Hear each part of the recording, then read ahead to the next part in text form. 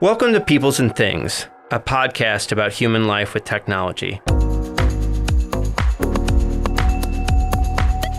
I'm your host, Lee Vinsel, an associate professor of science, technology, and society at Virginia Tech.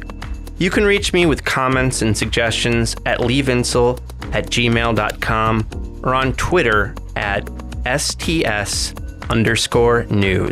I would love to hear from you.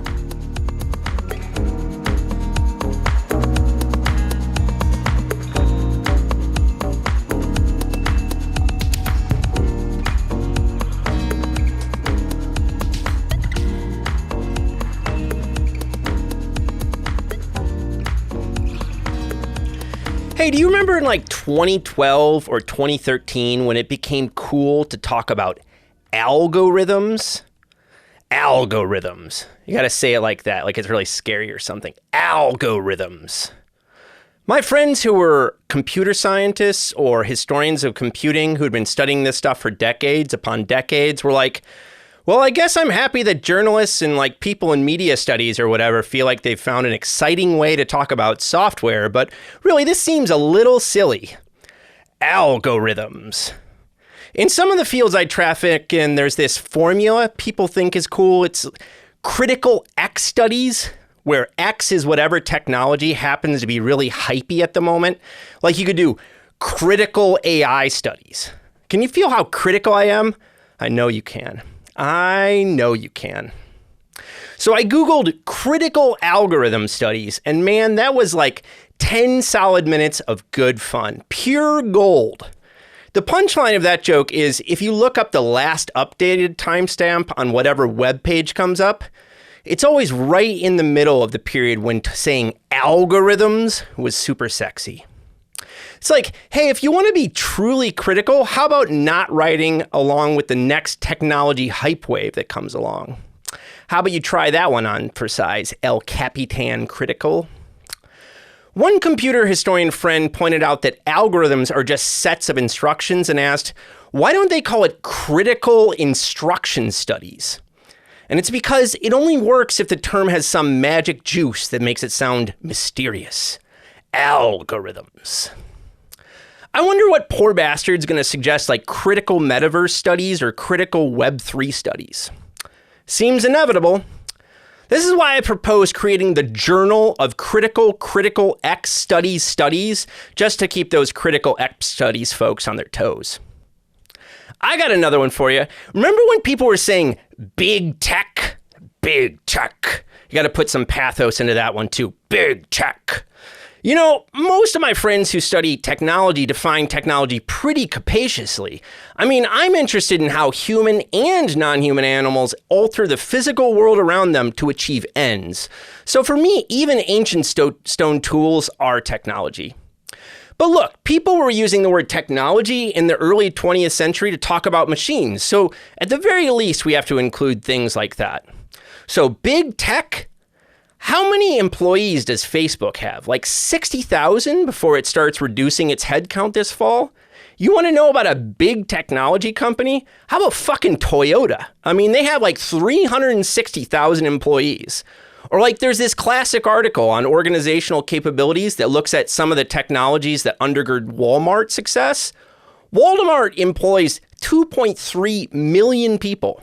That's big tech, baby. No, I don't know anyone cool who says big tech anymore. You know who I heard say big tech the other day? An associate dean. Now that is one of the most powerful signs that something is dead as a doornail that I've ever known. Like last year, an associate dean was talking to me and he was like, check this out, I have an idea. I know we should open up a new center on, get this, AI ethics. Huh? What do you think about that? I bet you've never even thought about that before, have you? Huh? It's like, no, Mr. Asteen, I've never even considered such a thing. You're really, really cutting edge. For like 2012 or whatever, Mr. Late to the Game. Jesus. Big tech. Hey, have you heard of the Techlash? This is the term that took off in the mid-2010s to describe how journalists, academics, activists, and ordinary citizens turned against and began criticizing digital technology firms. These folks had a lot of good points, ones that I agree with, but it also clearly became a fad that we can examine from a sociological perspective. My guest in this episode is communication researcher Nirit Weiss-Blatt. I think Nirit is a truly critical thinker, because while there is a strong temptation to simply go along with the flow of something like the Techlash, big tech, Nirit steps back and examines the Techlash as a social phenomenon. She does this in two ways. First, she looks at the rise of the Techlash itself, and second, she systematically examines how digital technology firms responded to the Techlash through public relations efforts. To my knowledge, she's the first person to do this so thoroughly. Since we recorded this interview, Nirit has put out more interesting pieces. I'll link to them in our various media streams. But one of them I really like is an examination of how Twitter's recent response to a whistleblower leak was virtually identical to Facebook's from a while back. And as she points out, it could be because the two companies are literally acting from the same playbook. Now, I'll let Nirit speak for herself in the interview about how she thinks about the morality and politics of digital technology companies, but personally, I think it's important to regulate digital technology firms. First, I think we have really screwed the pooch by not enforcing antitrust law because our legal system has become too invested in a conservative interpretation of antitrust that focuses too much on prices and consumers. We should not have allowed digital technology firms to buy up so many of their competitors, and maybe we should break them up. Second, there are a lot of things the public cannot determine about these companies without access to their data. So I think Meredith Whittaker and others are right to argue for laws focused on transparency and access. But I also think there's been an incredible amount of hype and bad reasoning around the Techlash that we can find in, for example, the work of Shoshana Zuboff and the terrible, terrible film, The Social Dilemma, both of which are nearly evidence-free in their claims that social media firms can control our behavior like puppet masters. And what I find in Nirit's work is the assertion that if we are to regulate corporations in a democracy, we must do so through reason, evidence, and sobriety. And I think Nirit pushes us further down that path. I hope you enjoy this conversation with Nirit. I had a great time with her, as you'll see. Get excited.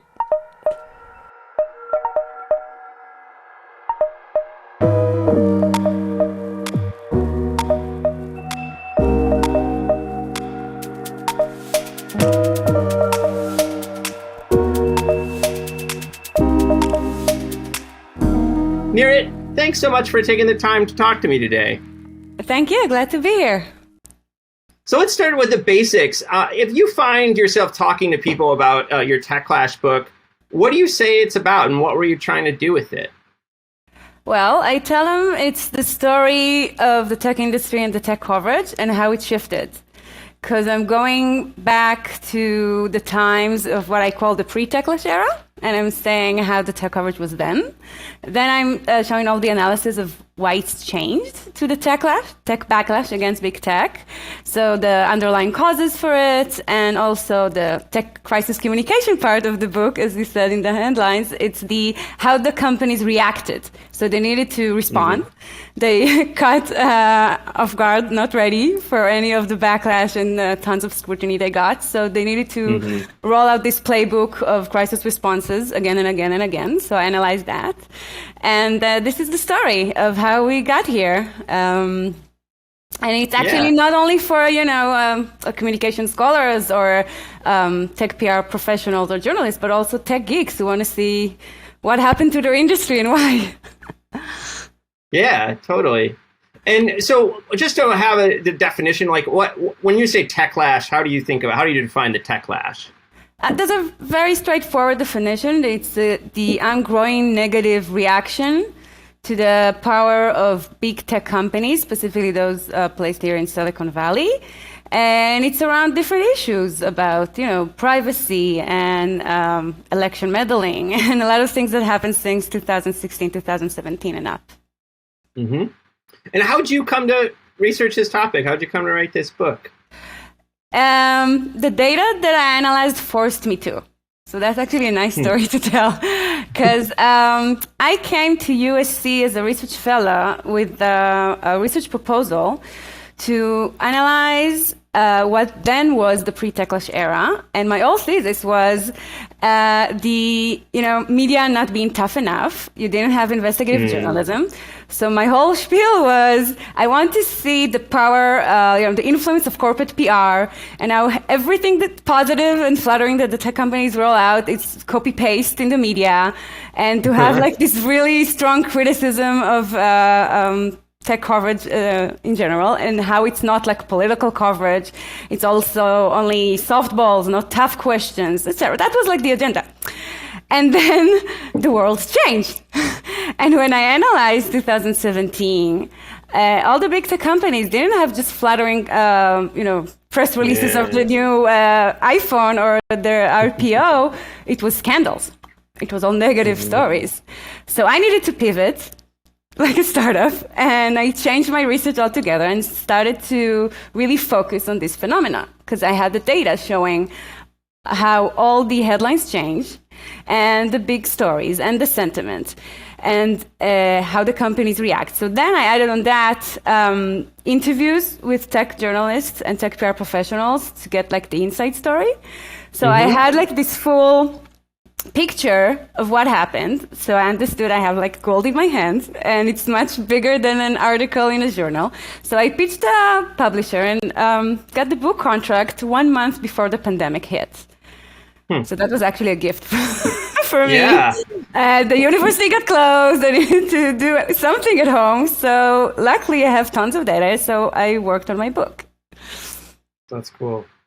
And you have some, for people who follow these topics, you did interviews with some pretty big tech journalists. So, and you have wonderful quotations from like Kara Swisher and Alexis Madrigal and these folks that, if you've been paying attention to digital technology for a long time, you got some good stuff from them, I thought.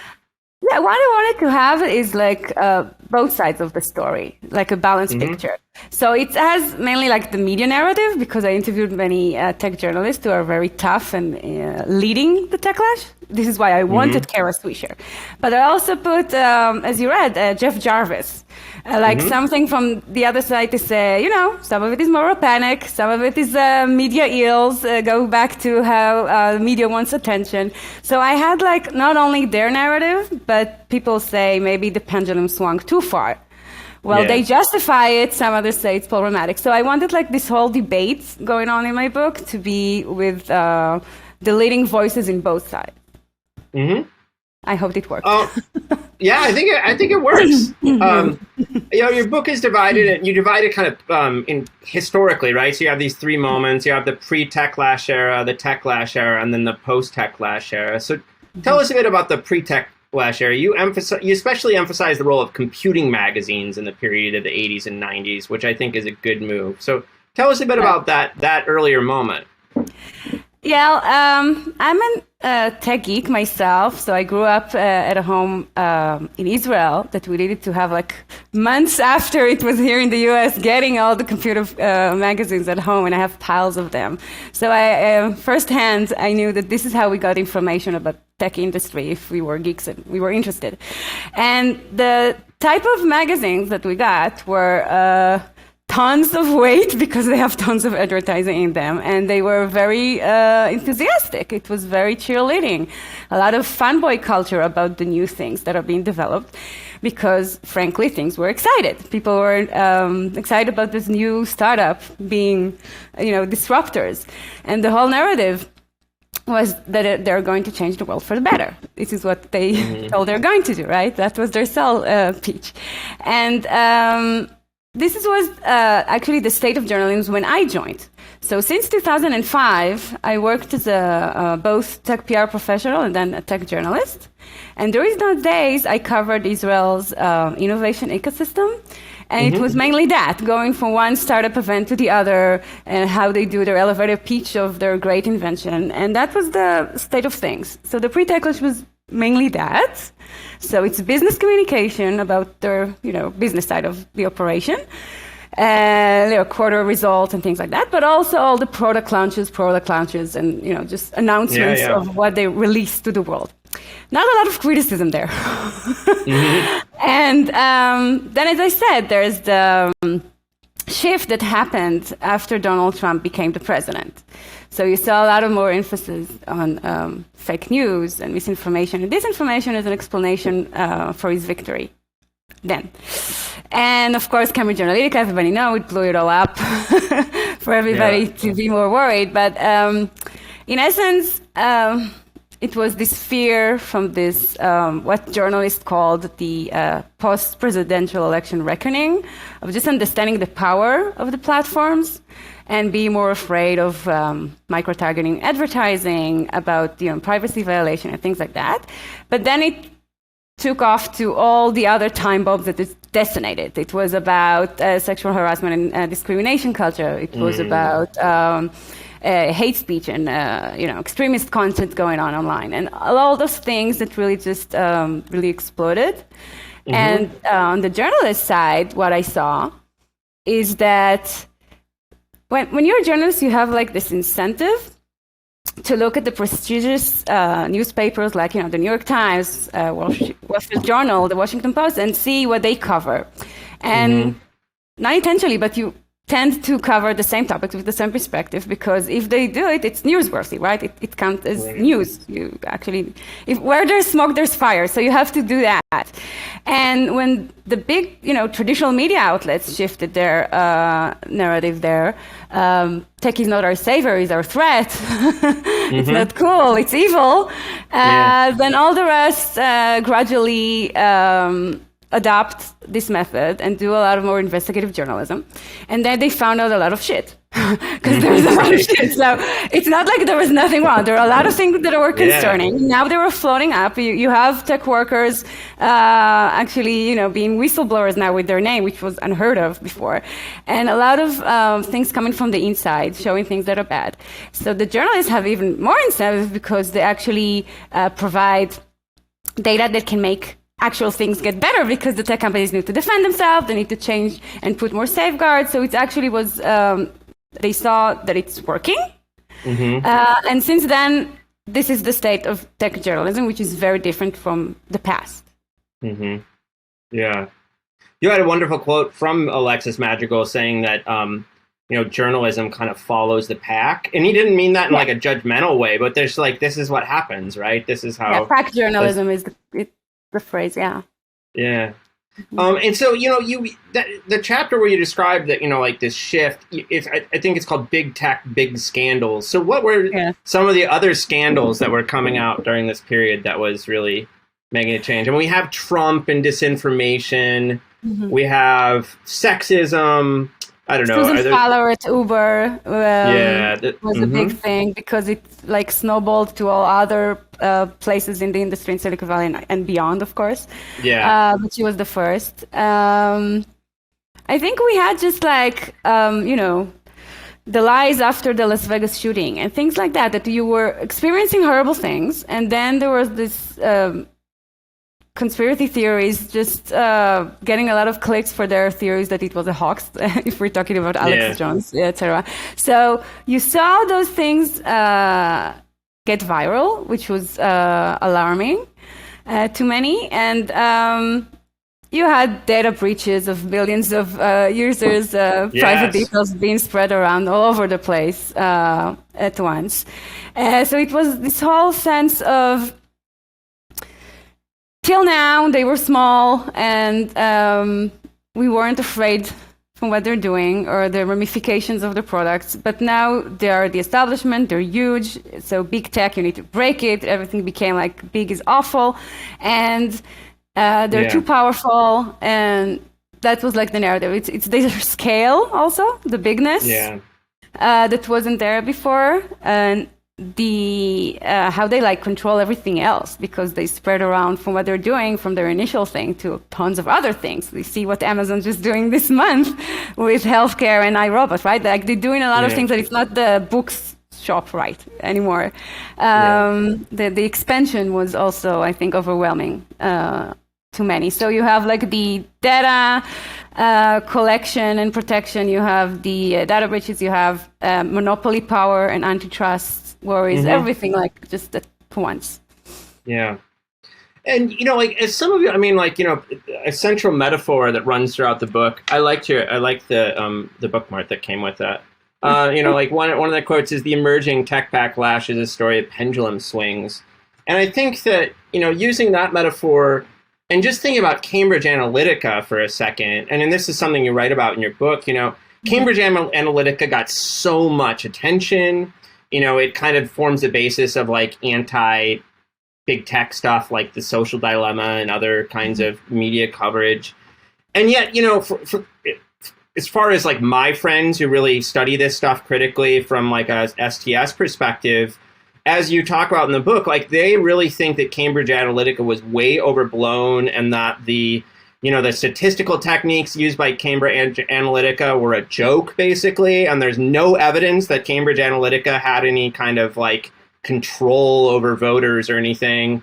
And so, I mean, this was like a really clear example for me of this kind of pendulum thing, right? Like that both journalists and I think news consumers become willing to consume certain narratives. They almost want the narratives, right? To be a certain way is how it starts to feel like. Jeff Jarvis talked about it a lot in the book, saying that it was a scapegoat. It's a way to blame the election on something that perceived as just perfect evil and conspiracy of people who wanted power and use like psychological tests on human beings and things like that. It just sounds like a very good movie from Hollywood. But in real life, they didn't have the magic powers that they were marketing themselves to have. Research shows it was very small percentages of what people actually saw online. And even if they saw it, it doesn't mean they believe it. So if they see that the Pope is endorsing Trump, I don't think the Pope is endorsing Trump. I think most people don't. So the fact that they saw this headline doesn't mean, okay, so now I'm going to vote for him, right? So they put a lot of emphasis of like maybe thinking people are stupid, so this is why the headlines are working, but it's not the reason that we got Donald Trump, even though it was very convenient for them to think it is. Totally. I agree. So, in the chapter after that one, you talk and you study. I mean, you lay out your methods both in the intro and in the appendix, and you looked at a lot of press releases. So, in the chapter after this one, you look at how the tech companies are responding to this crisis and trying to do PR work. So, what did you find? What were they trying to? What were they up to? So the interesting thing is that I had different tech companies and different scandals, and yet their responses were very much alike.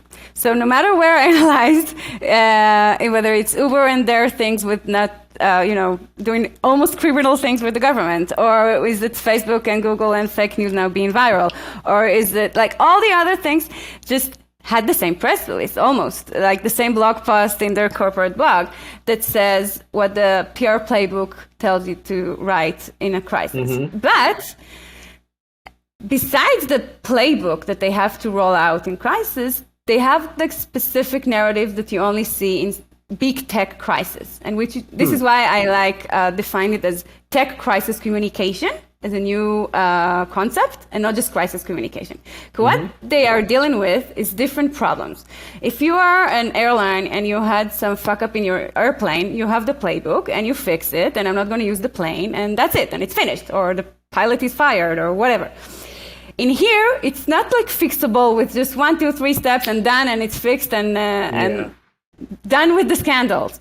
So they are dealing with human people and human problems that are not that fixable, not by them. So they needed also to add, our work will never be done. And maybe it's bigger than us. And things that you usually don't see when you are handling a crisis, because you need to calm the audience and say, we're going to take care of it and it's fixed. They couldn't do it when it's a phenomena like your, information ecosystem, which is so complex. They can't just, okay, we fixed it. They can't. So interestingly, they roll out the basic strategies. We are the victim here. We were played by bad actors who manipulated our platform. We had good intentions, and we have great policies in place. So we are the victim here. And when needed, they rolled out the apology tours. Of course, Mark Zuckerberg done it the most. Oh, yeah. And we had tons of apologies all over the place. But then it's also, it's bigger than us. And our work will never be done, which is very unique to tech. What we see now, it's this whole, what I call tech PR template for crisis in the book, need to be updated. Things change rapidly in my field of research because now they're not apologizing anymore. No more apologies. Yeah. So you can skip this stage of the playbook because they are done with apologizing, which is very interesting. Yeah, and do you think that shift happened after your book, or? Yes, definitely. Yeah. Well, let's turn to that let's turn that in a minute though.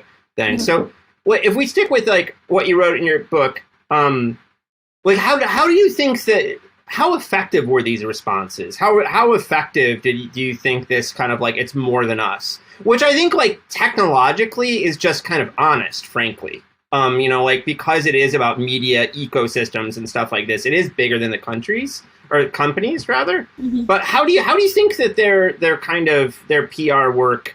I mean, you're a PR professional, right? Yeah. So like, how do you think was it effective and like?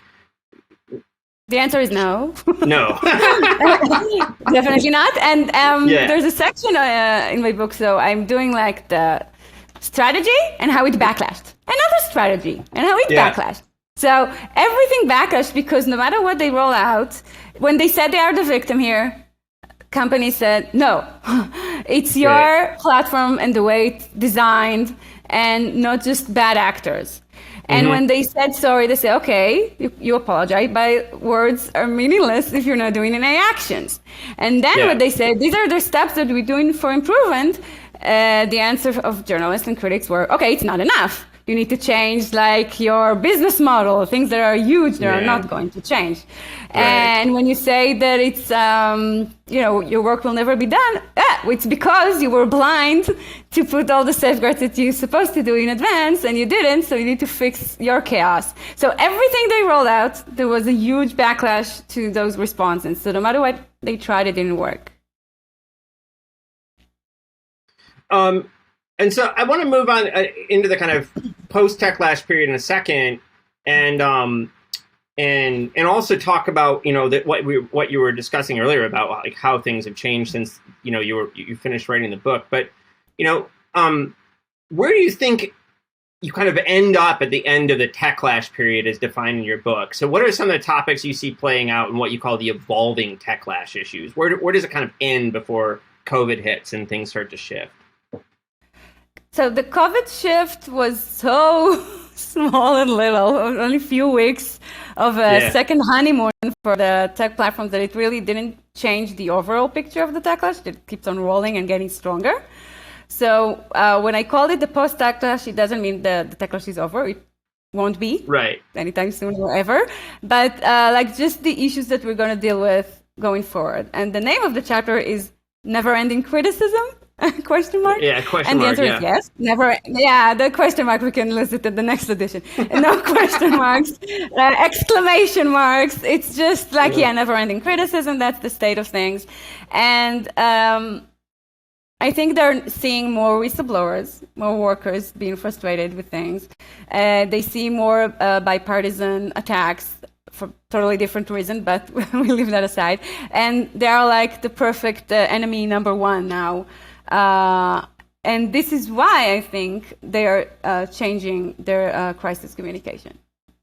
Yeah, and so Sam, I mean, I think that it's been a while since this story came out, and I don't really remember straight. But I mean, I think Zuckerberg at Meta or whatever the hell it's called now, basically said like, no more apologies, right? I mean, there was a kind of top-down decision that they were done playing that game. So tell us a bit about that. I mean, how is the crisis communication strategy shifting now in your perception?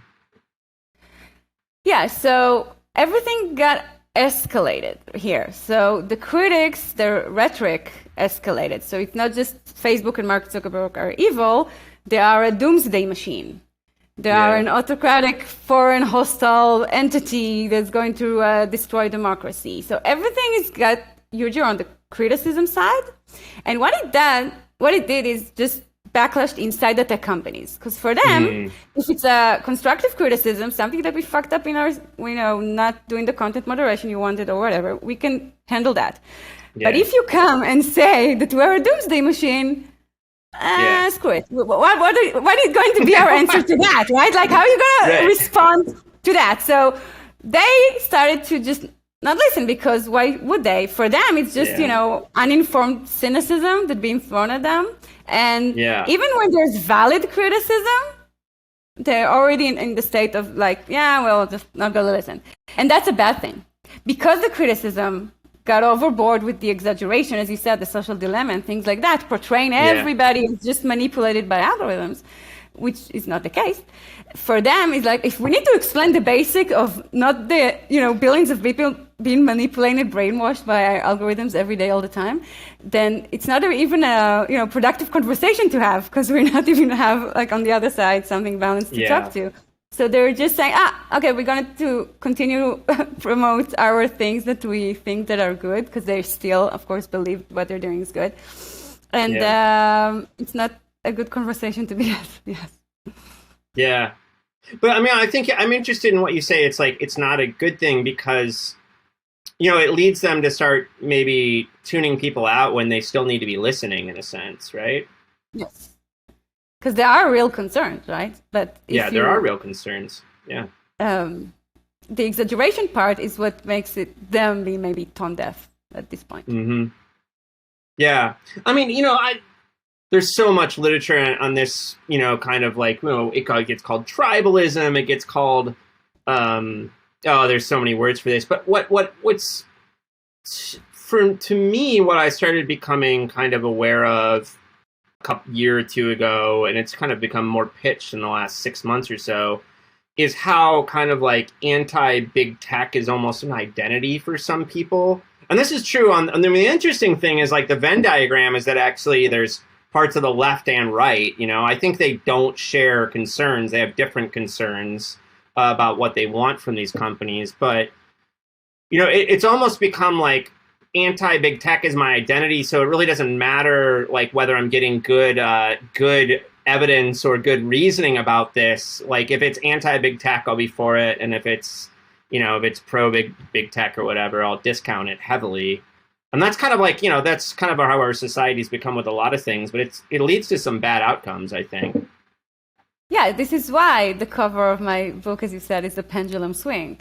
Because there's no middle in pendulum. It's either the one extreme or the other, right? So we don't have the more nuanced, balanced middle, because nobody's interested in the middle. Like, hearing that the world is going to hell and we're all doomed is much more interesting than a balanced discussion, right? And blaming them for everything is easier, so let's do it. So I think it's just something that happens. And there are not a lot of people to, be on the defensive side of big tech now. It's not popular. Yeah. So you had a more recent piece on, this interesting gap between Google and Facebook, where like, people really hate Facebook. Zuckerberg, I mean, I think he's just a wonderful target. It's joy to hate him for whatever reason. But in Google, I mean, it's not like the kind of big tech critics have certainly gone after Google, but yet when we do these social surveys that you talk about in this piece, it's really clear people dislike Facebook more than they have these feelings towards Google. So, I mean, from you're kind of, spinning out your theory and of these things, what's your understanding of this difference? Well, the most backlash sector in the Techlash is social media, not whatever Google or Apple are doing or Microsoft. It's social media, because it's the information ecosystem, and things that people are yelling about the most is content and misinformation and hate speech and things like that are, human speech, and that's being, visible or viral via those networks. And this is what scares people the most. And if you only hear about the damages of what the social media, ecosystem brought to our information ecosystem, then this is why it's perceived as much more damaging than, let's say, hardware companies or something like Google. Yeah. I think they're very glad that they don't have Google Plus. Yeah, all the failed Google products. Maybe they're most happy they don't have that one, right? Yeah. Oh, that's funny. But I mean, YouTube's gotten. But I mean, what stands out to me in the social surveys you point to in that piece is that like YouTube's got a fair amount of hate when it comes to, or like criticism when it comes to. But not even close to the amount of Facebook is getting. Yeah, you're right. Yeah. Even if it should. Maybe if, people spend much more times watching videos on YouTube than I think they are watching maybe radicalizing things on Facebook, but it doesn't get the same scrutiny as Facebook, for sure. Yeah. Yeah.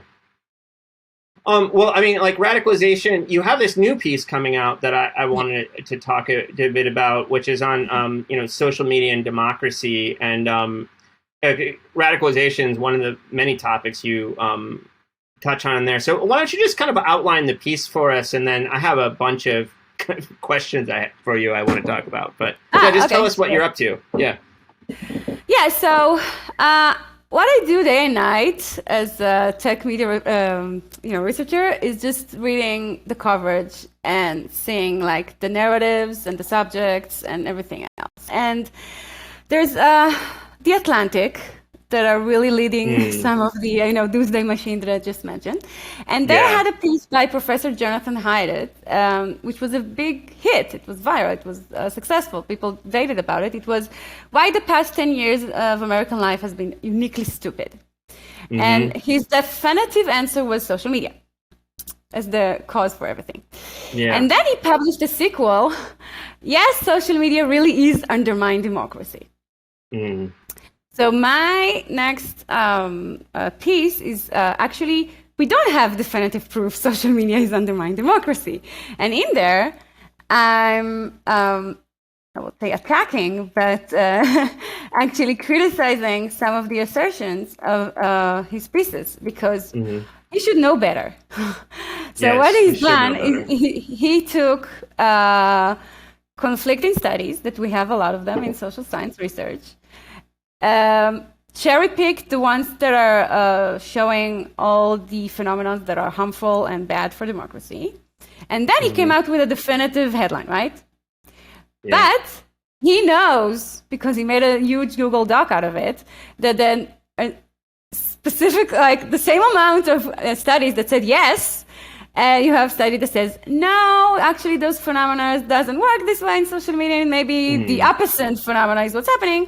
And you have another third of, studies that says, it's inconclusive. We don't know. It's not significant enough. Yeah. So he should know that when he talks about filter bubbles and echo chambers and the rabbit holes and a lot of other theories, there's the theory and there's the criticism of the theory, evidence that it works and evidence that it's actually not grounded and not founded and it's actually the opposite that is happening online. So he just chose those horrible things and blamed Meta for cherry-picking studies that says the opposite. And my point in this piece is, of course, both sides can cherry-pick their studies because it's debatable, because you have contradictory evidence. And, just having definitive headlines doesn't make it true.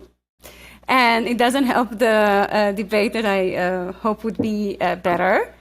And actually, I'm saying, while science is raising those question marks, the media is shouting the exclamation marks with the help of critics like him. Yeah. Because, as I said, it's part of the narrative to have everything scarier than maybe it is. Mm-hmm. And this is why we have headlines like that. Yeah. Did you like, so that one of the pieces you talk about in your piece is that that thing was in New Yorker, like in June. It was by Gideon Lewis Krauss, How Harmful is Social Media? I thought that piece was pretty good at kind of pushing back on Haidt and saying like that he was overclaiming in a sense. Did you like that piece? Very much. I quote a lot of things from that piece in my piece because he's showing that we have less scientific consensus on both, the positive and the negative than the Atlantic article by Jonathan. So then the new piece is like a response to that and to Meta, where he actually doubled down on his claims and continued to overplay the harms and downplay the studies that show otherwise. So it's continuing the debate. It is continuing. By the way, I'm very proud to have called The Atlantic in my first book, Moving Violations: A History of Automobile Regulation. I called the Atlantic like a bastion of liberal anxiety. And I think that's basically become like kind of like a worry porn outlet, unfortunately, you know? Like it still does some good stuff, but it really kind of feeds into the worst kind of anxiety fueled stuff without a lot of evidence. Which is exactly what they're blaming social media for. It's wild, right? I mean, the exact same sentences they're using about the tech platform. Exactly the same. I know. So I thought, because some of the listeners probably wouldn't have, read the New Yorker piece, and I will direct them to this will come out after your piece is out, so I'll direct them to your piece on social media and democracy. But I thought we could, just touch on a couple topics that you cover. So, what did you find, research says about filter bubbles, for instance? So filter bubbles are, the idea that because we use social media, and social media is kind of giving us algorithmic feedback, that basically the social media platforms, they end up just feeding us what we want, and so we don't see the opposing view or anything. So what does research say about filter bubbles? Well, the research is very interesting here, because it was is now in most cycles considered overblown, because a lot of studies that reviewed the empirical evidence says, well, there's no empirical evidence that should make us worry about this phenomena of both echo chambers and filter bubbles. It's based on this flimsy foundation of just anecdotal evidence. So it happens. You can have your closed cycle, and this is the only thing you see. But the contradictory point is that online you are exposed to much more, variety of things and opinions that you wouldn't be exposed otherwise in your very homogeneous, neighborhood, family, whatever group that you belong to. Actually, online you're exposed to much wider. So maybe it's part of the anxiety, because you see things that otherwise you wouldn't, and it makes you yell at the other part, and they yell at you back. So it makes this war between sides, but you wouldn't see this side, the other side, unless you go online and fight with them, because it's not part of your initial group. Yeah. So it's actually what most of the things you see, it's the opposite of the filter bubble. You can't filter everything if everything is there, and you can see your friends sharing the opposite side. Oh, they're stupid. No, they're stupid and they're fighting, but you can see the other side, right? That maybe you wouldn't see otherwise. So you have studies that show actually the opposite, which is interesting. Yeah, well, I mean, this is my take. So I've been looking for about, I'm not an expert on media consumption or any of the topics we're really covering, but I have been looking into the sociology and psychology of media consumption for a decade. And what always strikes me about people who kind of really play up algorithms and filter bubbles and the effects of social media and all this kind of stuff, right? That social dilemma picture and these, is they never mention kind of what's called motivated reasoning or confirmation bias, the fact that we know people seek out information that they want and discount information they don't want, or cultural cognition, the view that we belong to mostly homogenous social groups, right? That our neighborhood, the groups we hang out in are even, as you're saying, more homogenous than what we're seeing online, and that we're active consumers of media, okay? That we're going out and looking for what we want, and as part of our identity, right, as a group, we're evangelical Christians or we're lefty people who hang out in college towns like me, right? And so a lot of what we see on social media is just how humans operate in a media environment as members of groups, And more than that, let's go back to, you read Jeff Jarvis said it in the book, the media ills. So what is the media ills? The attention economy that everybody's blaming social media. It's the media attention economy that goes back decades. It's the radio show that got us yelling at each other left and right, that got cable news. As you said, you choose either CNN, MSNBC, or you choose Fox, right? You're not watching both. Yeah. I watch everything because I'm analyzing everything, but I'm unique, right? Most people just have we're weird. their places that you want, like as you said, the confirmation bias. So it actually goes in traditional media much stronger for decades. Yeah. And now social media plays out on top of that ecosystem. Yeah. Yeah, I think this is often... I'm always disheartened when, I just saw there was a new Ezra Klein piece today where he's talking about Marshall McLuhan and Neil Postman and all this stuff. And, I have this really cool sociology of media book on my shelf where it was, media sociologists in the 70s going after McLuhan because they're like, this is bullshit, frankly.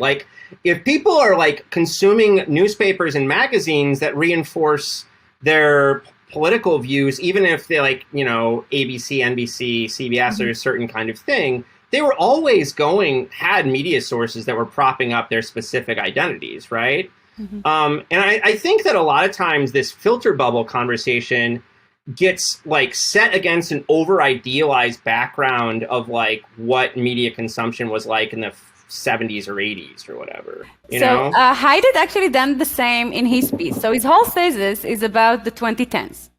So he's saying, okay, social media rose to power. Also polarization, got wider as well. So let's make sweeping negative generalization about all of it that just don't hold up. We're saying this caused this. Okay, but as we all know, correlation is not causation, and it doesn't imply that this is the cause. It happened maybe together, sure, with many other factors that can explain it. But his whole thesis is that. And then in my piece, I'm showing that in 2004, there was this really iconic research that I love about blogs. And now they interact before the 2004 US election. Oh, this was beautiful. I love this in your piece so much. This was so great. Please go on. It was... I thought it was great. All the debate and all the incoming links those blogs got about debating the issues before the election. No social media back then, okay? We're talking about blogs. They were the big promise of Web 2.0. And she two colleagues analyzed the data and showed how the networks who have this red ball of networks of every dot connected to each other. You have this big, huge ball of all the dots connected to each other that are red. So it was a huge separation between the red and the blue, and with very little lines of just connecting between them about the subjects and the topics and the discussion. It was two different discussions before the elections in blogs. And can you blame polarization on vlogs? I don't think is doing that. Yeah.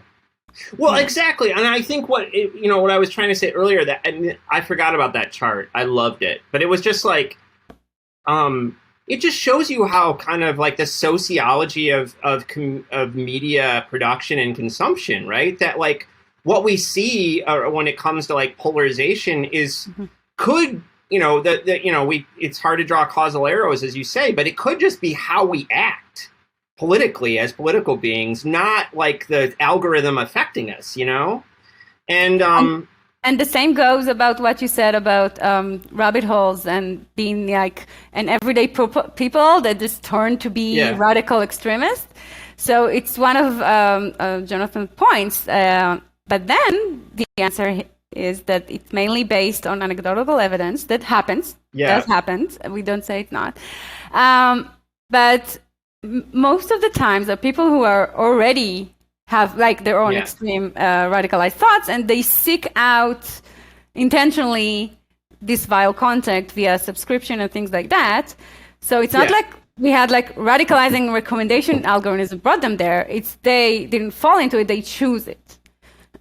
So it's problematic. It has its own problems, because if you have those radicalized individuals who seeking extremist content to reinforce their predispositions, That's problematic and can be dangerous. But we need to focus on them, not to say the entire population, all the people, all the normal people are being radicalized on a daily basis by algorithms. No, it's this segment of the population, which is dangerous, that's going through this process that we need to investigate.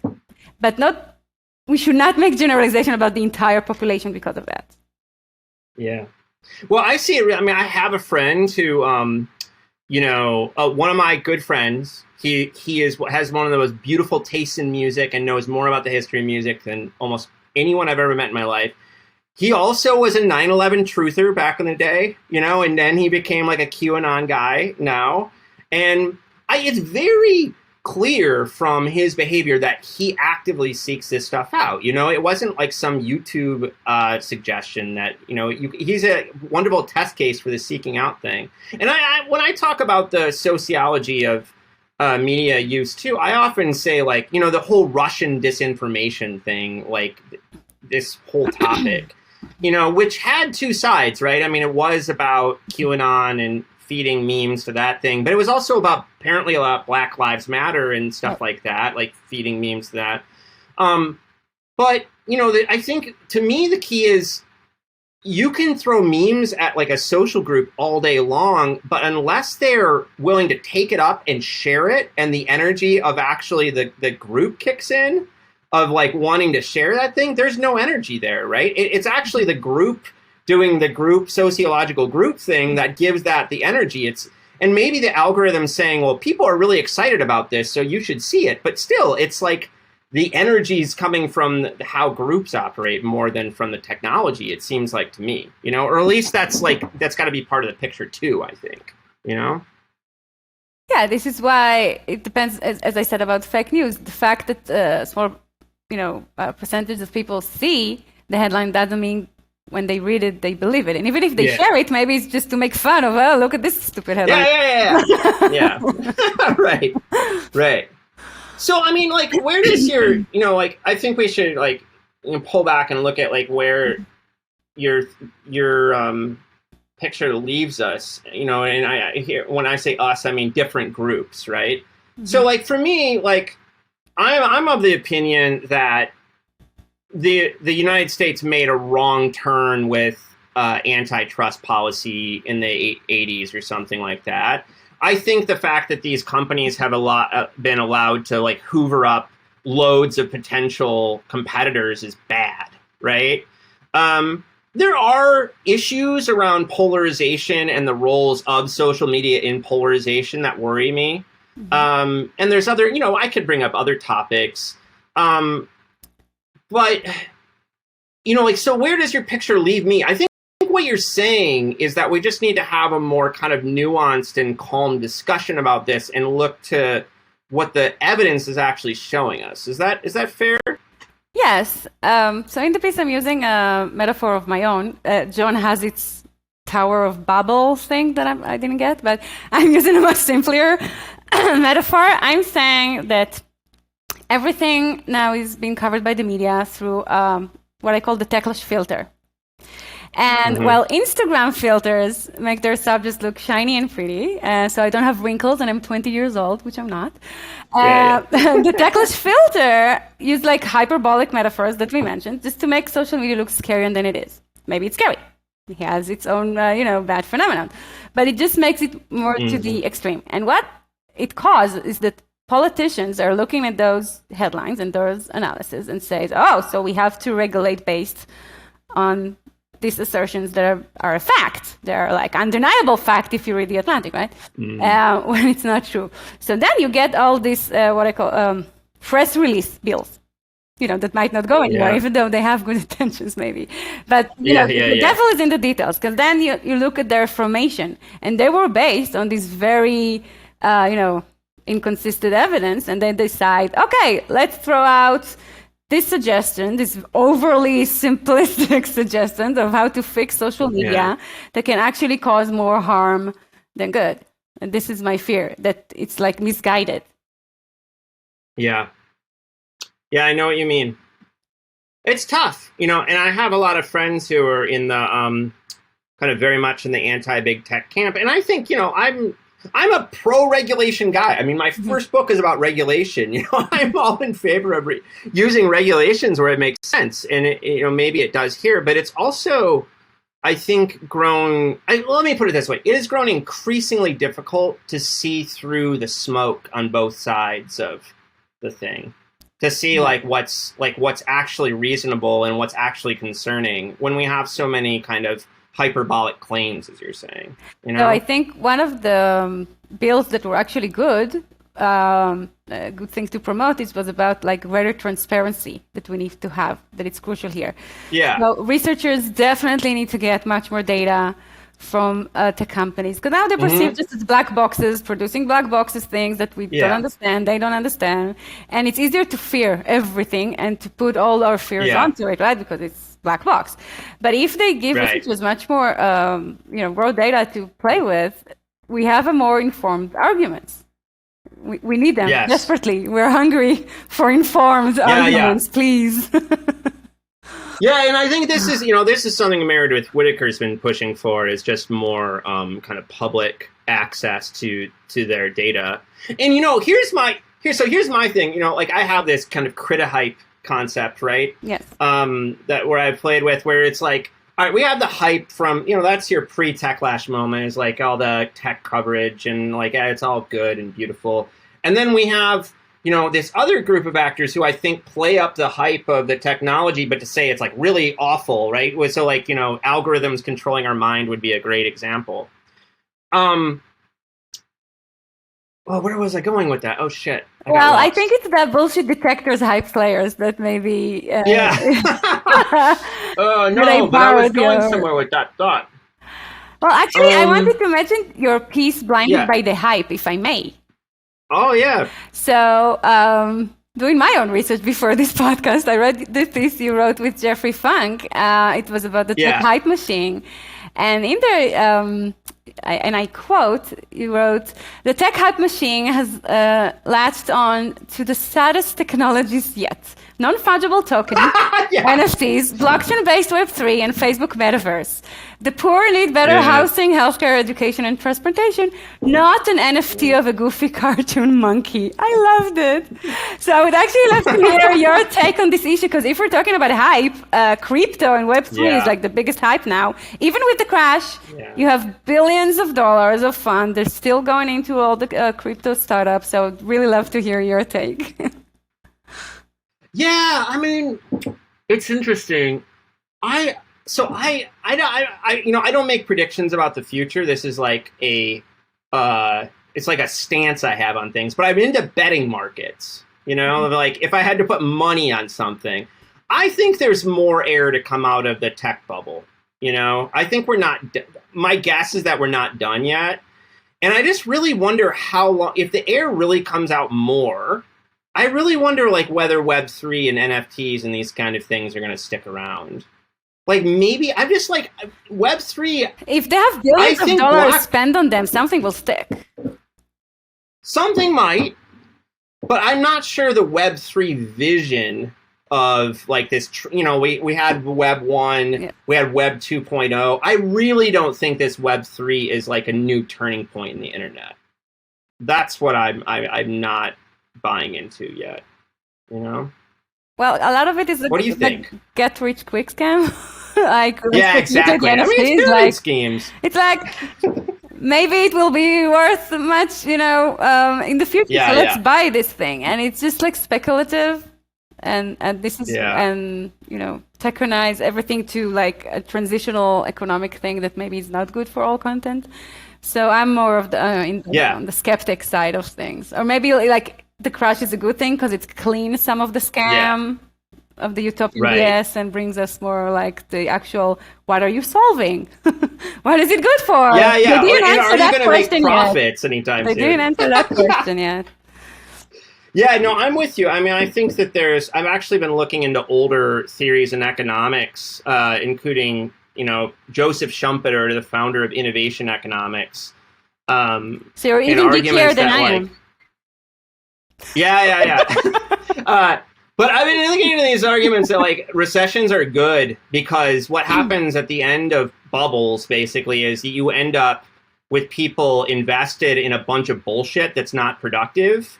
And then when you have like a serious recession, people get very critical and practical and are just like, show me results. Are you going to make profits? Is this going to work? And there's a kind of purgative effect. But here, I now know where I was going with hype and criti-hype. Okay. So like when we're coming to this transparency question, I think that one reason that the social media companies can't be super open about this is because they're on the hype side and they want to tell their people who are buying advertising that they're like powerful in terms of, you know, effective advertising platforms, which like kind of makes it seem like their algorithms have power and they have these powers. And I think there's so much countervailing evidence that actually online ads aren't that effective, you know? Yeah, Joe Bernstein had this in this bad news piece in Harper magazine, where he talked about disinformation. It was part of his thesis, right? The saying, why they're not fighting the disinformation claims so much? Maybe because it shows, oh, they are powerful, so you should put ads in our platform. Yeah, it was very long read, good piece. He wanted to be provocative and create a debate, which I'm glad he did. Yeah. So what's next for you? Still collecting, still researching, maybe a Techlash 2.0, but yeah.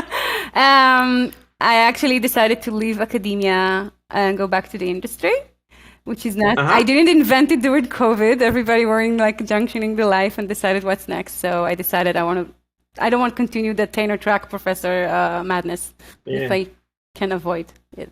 So I hear you. It is madness. Yeah, I mean, so that's cool. Can you say a bit more about what do you want to do in industry, or I mean, what you're hoping to do? Sure. So a part of the journalist hat that I'm wearing, publishing Tech Dirt mainly, being a contributor, doing all the opinion pieces, I'm actually want to be more of a columnist that do it not sporadically, but always. And the other thing that I think is of value is me being consultant to the companies about, okay, this is how you messed up things, and this is how maybe you can fix it. So maybe not inside their comms, because that's too much being on their side, but they do need to learn how to react better, and I can give them tools. I think that's cool, man. I'm looking forward to seeing what you turn out next. I think you're like kind of a cool voice out there, and like really paying attention to, you know, to the kind of the dialectic between these two groups, right? The funny thing is you pay a lot. In the last podcast that I was on, it was a very harsh tech critic that, like, his first question was, "Is it true that you are getting paid by big tech to say your things?" And I'm like, no. Yeah, I wish. I'm not getting anything from big tech. I never got anything from them. But just the state of the Techlash, that you can say like that you're asking for a nuanced discussion and not being paid by them. It's like he couldn't imagine that I'm just saying it because I'm a researcher and not because they bought my opinion or something, which never happened, which is just to say this is where we're at, right? Really? No, I mean, you know, this is Andy Russell and other friends and I have made this joke before. It's like, you know, we'll see something, you know, kind of Techlashy and be like, is the evidence for that strong? You know, and it's like, oh, we should just go work for a conservative think tank now, because if you ask that question, you're obviously on the side of evil, you know? And so, yeah, I know what you mean. It's rough. Yeah, but well, my whole agenda here is really saying that we need some middle. That it's not interesting. We said in middle is not interesting. Nobody cares about middle, just the extremes. But we have to if we want to make things better. Yeah. Amen to that. Nirit, thank you so much for spending some time with me today. I enjoyed it a lot. It was fun, yeah.